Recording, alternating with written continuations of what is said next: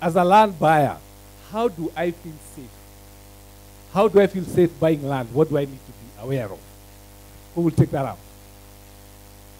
Thank you. I know Victor will also say something on that. Yeah. Because when it comes to safety, especially in land buying, the question of due diligence comes in. You need to do background check and be so sure, is this land real? When we are valuing, we have so many people who come to us, you have the paper. But unfortunately, when you go to the ground, it does not exist.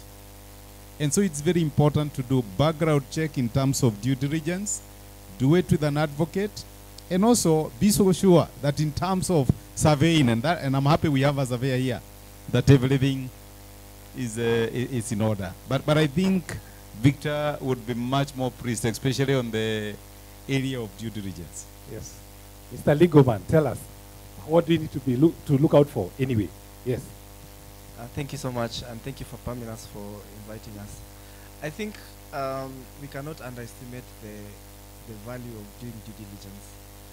You know, in Kenya we understand doing due diligence, number one, is just getting a search done. But what I'd like to encourage us when we are buying land, especially when you are buying it from, say, an individual, do more than just the search. You can also check the ID of that person. There's a way you can check to confirm the authenticity of that ID. Check for the PIN number. There's a way you can check on the KRA website. Go to the ground, ask the neighbors, hii shamba ni ya nani? Hii shamba ilikuwa ya kina nani? Find out more than that. You know, there's a trend that was happening in Kenya, and this is what is biting people in where the properties are being brought down, because most of the time when they bought the property at the first instance, they were given share certificates, they were not given title deeds. So when you see something like that, please avoid it, because a share certificate does not give you ownership of the land. It is not transferable. In fact, there is no place for it in the Kenyan law. And beyond that, and I'm happy to say that Njema will give you a title deed which you can take to the bank and it's good. But beyond that, beyond doing just the normal due diligence, there's a case that was just recently decided by the Supreme Court, and this is a dinner management case. And in this case, what we have been told is that we have to do extra due diligence, because you may be able to buy land and you've done a search and you can find that this is the owner of the land, but you've not gone to the property, you've not gone historically to find out who owns the land. So in this case, these guys bought land at the beachfront, and then the county came and put down everything, because the land was public use. Before 1988, from the people who bought that land, it was public use land. So you need to do due diligence and find out, what was this land for? Who sold it to this guy that I'm buying it from? What was it supposed to do? Is it public land? What is the usage of the land? What is the zonage? You need to find out all those things before you just buy land. So from this Supreme Court case, we see that due diligence has to go deeper, not just from the face of doing the search. You have to go on the ground, you have to ask questions, you have to check the ID, you have to do searches at the company's registry to confirm the directors of that company. You have to go deeper. And that also involves getting a surveyor to check the beacons. The surveyor will also go to and you'll talk about this, he will go to surveyor and check for you, where are the maps for this property, what was it previously before the subdivision. And you know, when you have this information, then you're able to be comfortable in buying the property. I just had a client this week who pulled out of a transaction because the husband, who is in the US, saw the news on TV and saw the houses being brought down, and he grew cold feet. As much as we are done due diligence to confirm the property is good, people are really growing cold feet. So we need to be really careful where we invest and where we buy property. Do your due diligence, get a professional to do it for you. Don't just get it. You know what happens? We go to the registries and we get somebody who's hanging around there who looks like a registrar, or looks like they know the registrar. Those guys can fake those searches. So please get a professional to do that for you. Get a good lawyer to do that for you. Get a good surveyor to do the due diligence for you, so that you can be able to verify and get your title that is legit. And that is why I think Njema is doing well, because they're doing their background checks really well. Thanks. Yeah. You can talk about land surveyor. So please unpack. Tell us, what do you do? Remember, you're talking to laymen. What do you do? What is this thing about land survey? I thought it's good enough to have a valuer and a lawyer. What's your role? Just tell us. Good evening. My name once again is Joshua Maura, and first let me appreciate the ladies in the room. Katiba 2010, we are struggling to eliminate gender parity in terms of land ownership. So asanteni sana. So when it comes to due diligence, I want to summarize. First tell us what you do. Let's understand you, because Okay. yeah, unpack for us. Land surveying is basically the art of making maps. So those maps that you buy, we are the people behind them. Our work is to draw and make those maps so that they can be used by lawyers to register interest or rights of people. Okay, that's Yes. good. All right, now tell us, where do you fall in now? I have my money. I have my 20,000 or 30,000. I want to go and buy land. What am I supposed to do? And how do you come into that whole transaction? When you talk about due diligence has about 4 aspects. The first aspect is the issue of value. The other aspect is the issue of registration of interest and ownership, which you normally do check via advocates through such. Then the other aspect of it is history, which I think social media had introduced another profession by saying you need to ask for a drunkard who lives around there to understand the history of the land. But most importantly, the fourth aspect is the issue of the process. How was land surveying done? When you come to us, we normally ask you for a title and we tell you, give us a day, we can meet on the ground that you are shown. If our paths coincide, that means you're at the right place. If they don't, kindly ask back your money. So that's the fourth aspect that is very important when it comes to land buying. Thank you. Great. I think I want to ask, okay, there's one person who's asking a question here which you need to ask. What does succession of land entail? And how long does it take? And about how much will it cost me? Who'll take that up? I'll read again. What does succession of land entail? How long does it take? And how much will it cost? So succession of land, of course, we are talking about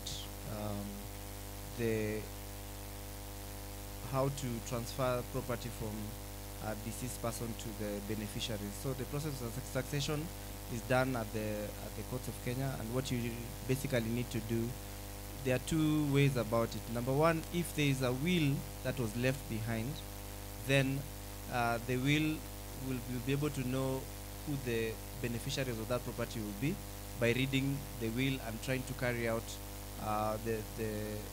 the provisions of that will to the best way possible.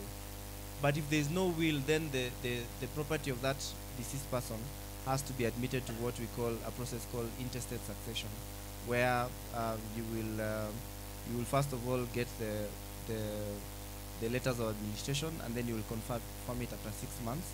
Of course, you have to appoint the administrators. The estate has to appoint the administrators, and then get the confirmation of grant after 6 months. So the first process is the first 3 months. You get the letters of administration where you have appointed the administrators. You've listed the properties of the deceased person, and you've listed the beneficiaries. Then after the 6 months, you come back to confirm. So usually when there's agreement within the family, then that process becomes easy. If there's a will that was in place, that process becomes easy. The problem now comes when there is no agreement with the beneficiaries as to who will get what or which property goes to who. Then there's a bit of tussle that goes back and forth. So the cost usually maybe from around, depending on where you go, depending on the size of the estate, then the cost will really start maybe from 100K going up. Yeah. All right, thank you. Yeah. Now, if I want to sell my land, and of course I want the valuer to tell us, how do I establish, at what point do I now sell my land? Because now I've invested and I have a property, At what point do I decide when is the best time to sell? How do you help me in terms of valuation? Because we hear I bought a property at 20,000, now it's selling at 25 million. How do you help us in terms of valuation? Thank you. Valuation is the art where we determine the value of a property at a given point in time. And of course, location plays a role. Time is of essence when you're doing valuation. I can assure you that the value of properties before the elections compared to the value after the elections are totally different. The evaluations we did before the elections, a property would go for around 10 million. After the elections, you're talking of allowed even up to 14, 15 million, because there is the confidence level in the economy. So the best time for you to sell your property, it depends with what are the market fundamentals. Right now, the country is a bit settled, as much as we are talking about the financial crunch that we are going through. But I can assure you that investors' confidence is quite high. And that is why when you invest a plot with Nyota and Njema today in Nanyuki, the fundamentals are okay for you. If you bought maybe before the elections, I can assure you there was a bit of uncertainty. But now, when the market is a bit settled, it is the best time for you to go ahead and maybe say, buy that particular property or also sell, because market activities is a bit vibrant compared to any other time. All right, that's good. Thank you. So when is it a buyer's market? It's a buyer's market. First of all, it's a determinant of the economy. Right now, because of what we are going through, because of the financial crunch that we are facing, there are so many properties that are being disposed, so you can be so sure it's a buyer's market. But now, it's a what? It's a buyer's market, because buyers are spoiled of choice. But when the market is doing very well and everything is okay, and the financial status of the economy is doing well, you can be so sure that buyers now, it's a buyer's market, and you don't have room for much bargaining. Very good. Thank you. Thank you. I want to ask the developer, what is how have you enhanced how have you used technology to be able to make land accessible to the buyers? Thank you very much. We mentioned two things. First, I thank the government for introducing Adisasa, but I hope Adisasa will start working efficiently across all the country, because right now it has delayed title paying of stamp duty in Nanyuki, because they introduced it last 2 weeks ago. But again, when that is done, anybody can be able to do a search of the land online and get it instantly. So that is one thing that has been our biggest challenge, getting genuine searches from the land. So, and as I continue, Irene Waithera, please go and see Mikali at the front. Yeah, Irene Waithera, you're being sought by somebody. So they are calling me so many times. So this is a client. So number two is the issue of, besides now doing the Adisasa, developers like Nyota and Njema have formed an application. We are the first company in Kenya to have a working real estate app. You can go to Nyota and Njema. That's amazing. I know many others had tried, but working and sustaining it has not been easy because of the integrity required in it. You can go to Play Store or App Store and download Nyota and Njema app.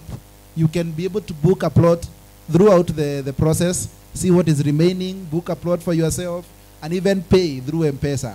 Just by keying your PIN number, you don't have to ask for what is the account if you are making top-up payments. But also, for the trust of customers, we have used technology like that app to ensure that you can get your instant statement. If you go to the app, you get your updated statement once you make a payment. And that, I believe, is going to be the game changer, because Kenyans across the world, from the UK, US, everywhere, can be able to see what is available. Thank you. Great. And I'd like to ask our lawyer, how does government protect the land buyer? I mean, because we've had a lot of cases back and forth. How does the government, or the law, sorry, not the government, how does the law protect the land buyer? Well, that's a very dicey question. Number one, the law says that when you are a holder of a title, then that title is indefeasible. But like in the cases that we are seeing right now, you've seen the recent case of the Kilima land where the court has unanimously said that all those people who have been living there are squatters. I've seen a post on Facebook today, ati hata kama umejenga nyumba ya 40 million kwa shamba yenye si yako, wewe ni squatter. You know? The question is, when I bought that land, when I bought it, I paid stamp duty. And then when I got my title, I was told it's an invisible title. Then how can you come again and say that since the title was acquired illegally at first, then it's an illegal title? Yet I've paid the government imekula stamp duty, imekula capital gains tax, then you want to take away my shamba from me, then I have to pay the real owner. So I think we are in a very dicey time, and that's why I think what the government has done from the previous regime is to try and introduce a system of land transaction that can be able to be very solid. So that's what Ardhisasa is trying to do. Within Nairobi right now, if you have a title, then you need to convert it into the new Ardhisasa system, where you can be able to transact on your property without moving from your desk. And so for the transactions that we're doing for Nairobi, you can be able to buy, to transfer land from one individual to another without leaving your desk. And they have tried to put in systems in place using technology to try as much as possible to make the system very integral and very protected. So going forward, I think now when they have done with Nairobi, they're going to implement that whole system throughout the country. And the idea would be, and I think the surveyor would agree with me, is to make sure that all the titles are properly surveyed, and when they are being input into the system, when the enumeration is being done, the verification is being done, that is the correct system and it's the correct owner. And once that happens, then we'll have land that is very integral, that cannot be, we'll stop seeing these issues that are happening. But that is a far way to come.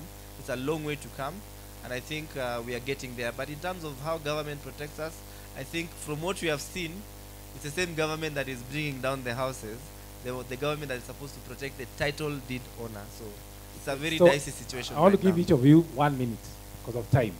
1 minute. Just give us your thoughts on any area, especially of your expertise. Yes, 1 minute. So I want to contribute to the same question. The government is working hard, and there is a revision to the national land policy where they are trying to move people from feeling that the security of land is only governed or protected by the title deed. We are adding the other two aspects, occupation and use. So in the near future, the country land policy will be geared toward, yes, you have a title deed, but what are you doing about occupation, or are you doing about the use? Thank you very much. Valua, 1 minute, just 1 minute. Tell us your thoughts on any area. Maybe my advice is, given my years of experience, if you give me a title, I would be able to tell you what kind of a title you are holding. If you have a title and you tell me to go and do a search, there is what we call LTA title. You tell me to go and do a search of that property in Mavoko or maybe somewhere else, I will know there is something that is questionable about it. If I look at a title, I can be able to tell you this search you can only do it in the central registry in Mombasa or in Nairobi if it is genuine. But if you have a title you're being told to go and do some search somewhere. Till today, I think Njema has been delivering. I think that's very important. And it's important to look at the future. If they bring, that reputation really counts for much. Have they delivered in the past? Are they delivering now? And then as much as possible, use professionals. Do not think that you know so much. Spend some little money, get some professionals to help you. That way you are able to be sure about what you're investing in. And congratulations, Njema, for what you've done so far. When we registered the company, we didn't know we would be here. All these people are here today. I think this is God's doing. Thank you. I will summarize by saying one thing. What we need to do as Kenyans, and especially people who are here, is to rework our culture. Most of the time is when people come to professionals after the mess has occurred. And what I normally advise, if you come to us when the mess has occurred, the due diligence that I'll do will terrorize you. But if you do it before, you terrorize the person selling to you. That is the major difference. So thank you very much for Njema for inviting us. We are land surveyors and mapping consultant. Let's talk to our developer. Yes. What I'll tell you is investing is important, but due diligence is more important. You don't want to invest, you take 10 years to save and only take 1 minute to make an emotional decision in investing. Take time to think about investment. It helps. It doesn't cost to delay for a day, but you can go and see the site.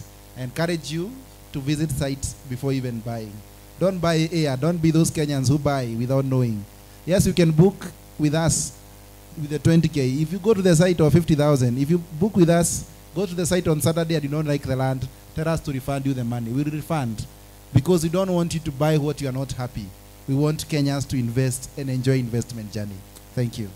Thank you very much. I think we have enough questions, but I think what we need to do because of time, I know guys are getting hungry, is that we have the lawyer. Issues of succession, you can talk to Victor. Issue of valuation, you can talk to Charles. And then the rest, you can talk to our surveyor. So that we save time. Thank you.